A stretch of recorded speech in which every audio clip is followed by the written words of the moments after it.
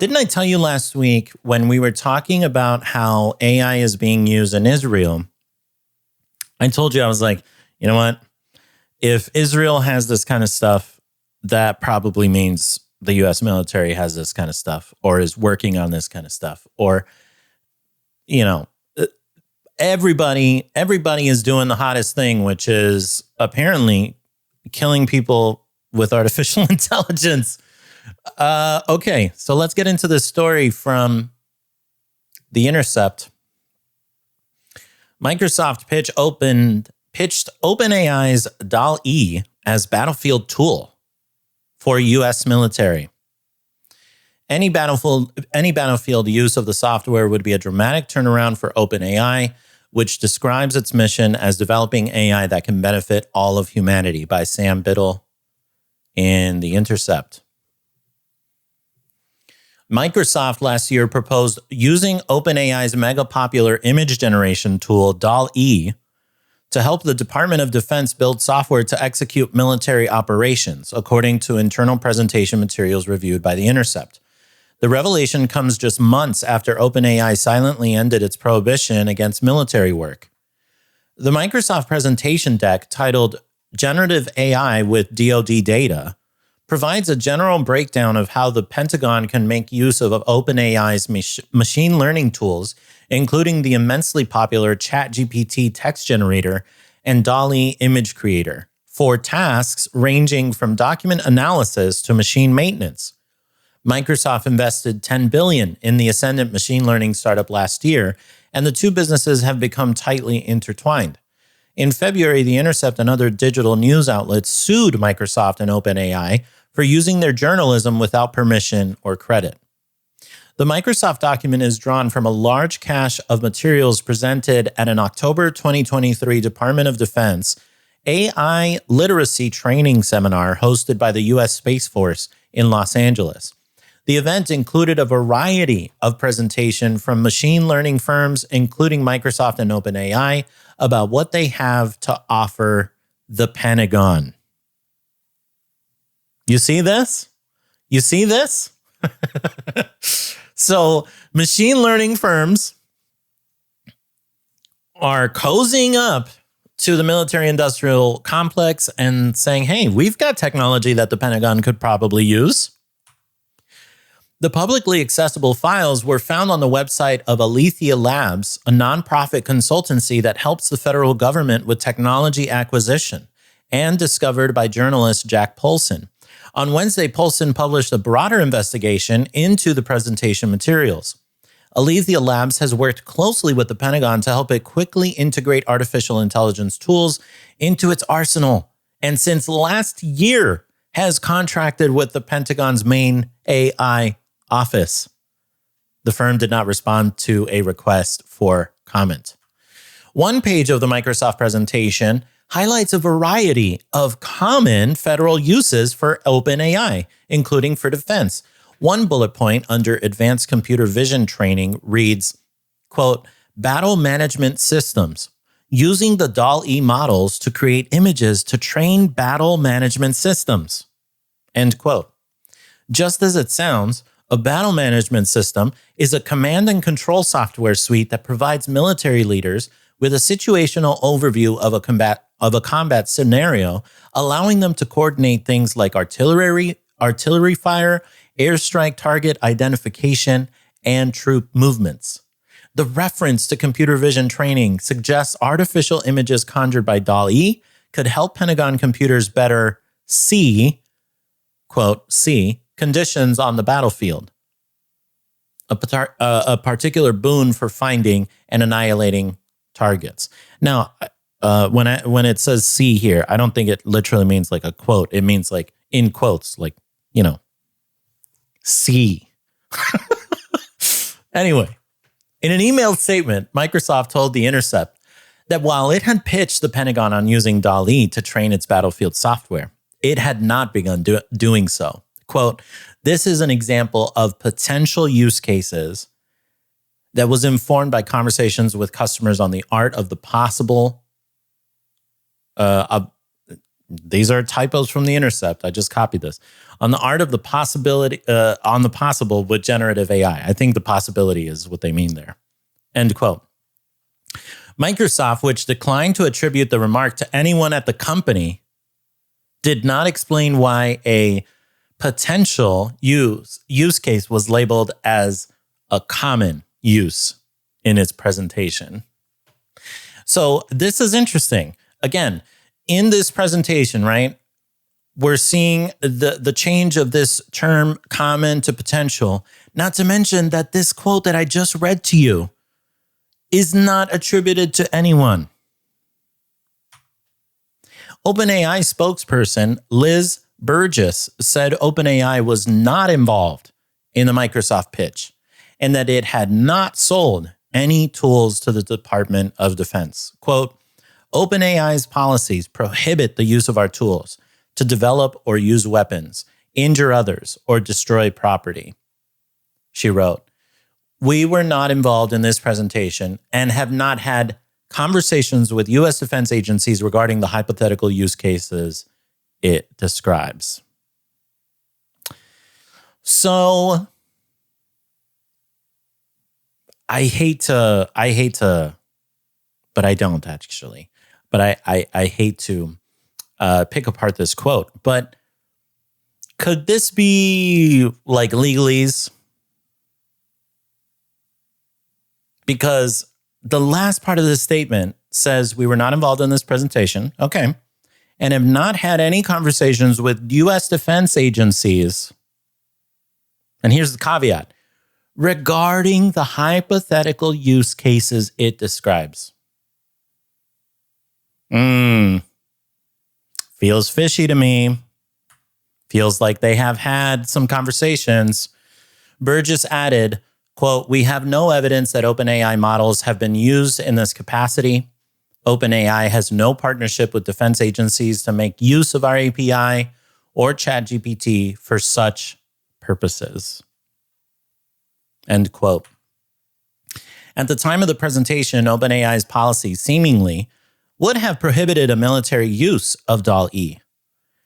Microsoft told The Intercept that if the Pentagon used DALL-E or any other OpenAI tool through a contract with Microsoft, it would be subject to the usage policies of the latter company. Still, any use of OpenAI technology to help the Pentagon more effectively kill and destroy would be a dramatic turnaround for the company, which describes its mission as developing safety-focused artificial intelligence that can benefit all of humanity. Quote, it's not possible to build a battle management system in a way that doesn't, at least indirectly, contribute to civilian harm. Brianna Rosen, a visiting fellow at Oxford University's Blavatnik School of Government who focus on technology ethics. Rosen, who worked on the National Security Council during the Obama administration, red flag, explained that OpenAI's technologies could just as easily be used to help people as to harm them. And their use for the latter by any government is a political choice.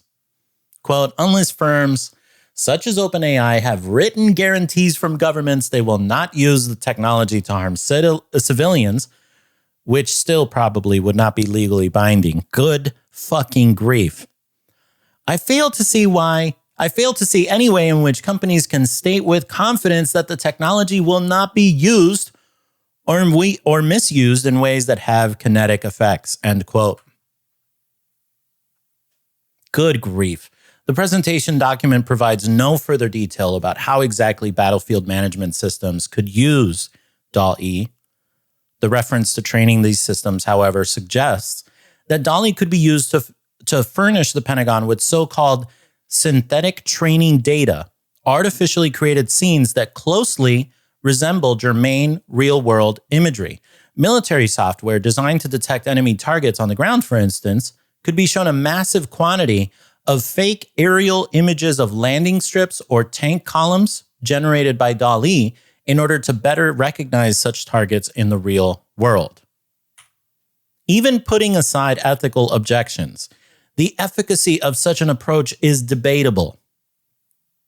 Quote, It's known that a model's accuracy and ability to process data accurately deteriorates every time it is further trained on AI-generated content, said Heidi Kloff, a machine learning safety engineer who previously contracted with OpenAI.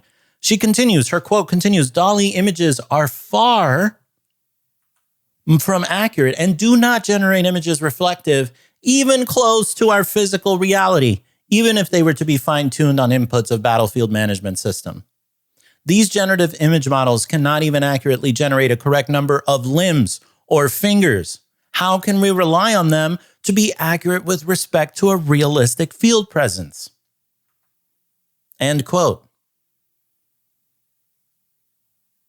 In an interview last month with the Center for Strategic and International Studies, Captain M. Xavier Lugo of the U.S. Navy envisioned the military application of synthetic data exactly like the kind DALL-E can crank out, suggesting that faked images could be used to train drones to better see and recognize the world beneath them.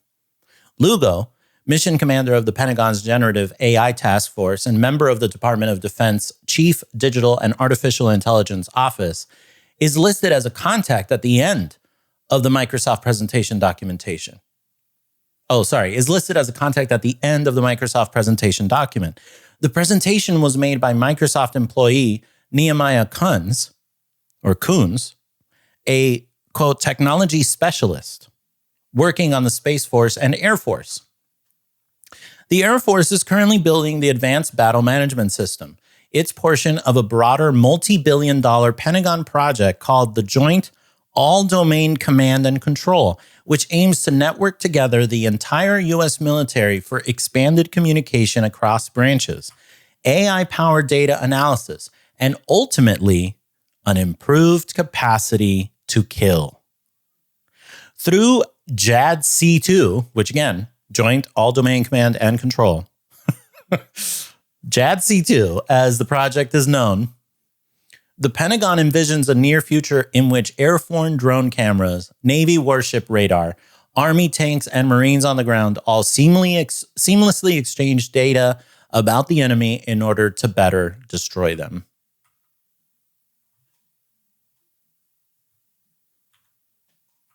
On April 3rd, U.S. Central Command revealed it had already begun using elements of JADC2 in the Middle East. The Department of Defense didn't answer specific questions about the Microsoft presentation, but spokesperson Tim Gorman told The Intercept that, quote, "The Chief Digital and Artificial Intelligence Office's mission is to accelerate the adoption of data, analytics, and AI across DoD. As part of that mission, we lead activities to educate the workforce on data and AI literacy and how to apply existing and emerging commercial technologies to DoD mission areas." End quote.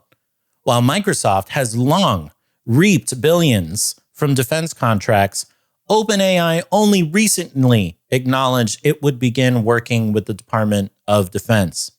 In response to The Intercept's January report on OpenAI's military industrial about face, the company's spokesperson, Nico Felix, said that even under the loosened language, quote, "Our policy does not allow our tools to be used to harm people, develop weapons for communication surveillance, or to injure others or destroy property."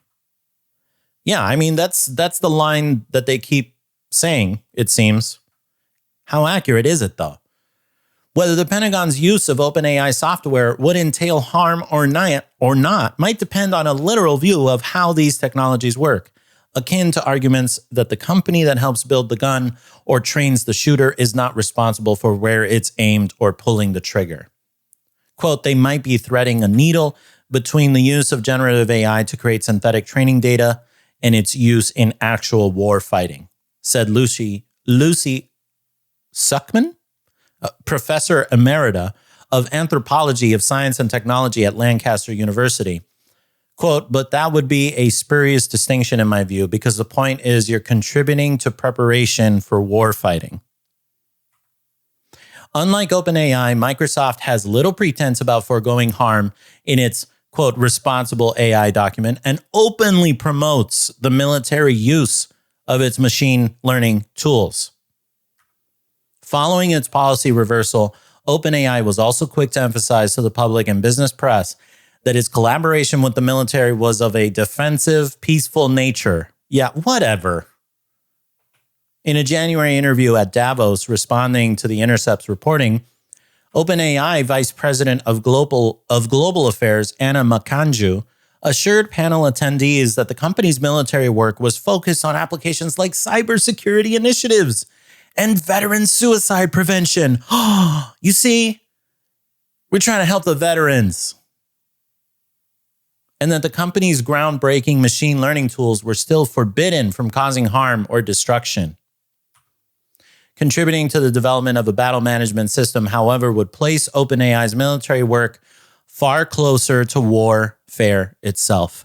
While OpenAI's claim of avoiding direct harm could be technically true if its software does not directly operate weapons systems, Claff, the machine learning safety engineer, said its, quote, use in other systems such as military operation planning or battlefield assessments would ultimately impact where weapons are deployed or missions are carried out, end quote. Indeed, it's difficult to imagine a battle whose primary purpose isn't causing bodily harm and property damage. An Air Force press release from March, for example, describes a recent battle management system exercise as delivering, quote, lethality at the speed of data. Other materials from the AI literacy seminar series make clear that harm is ultimately the point. A slide from a welcome presentation given the day before Microsoft asks the question, why should we care? The answer, we have to kill the bad guys. In a nod to the literacy aspect of the seminar, the slide adds, we need to know what we're talking about. And we don't yet. Well,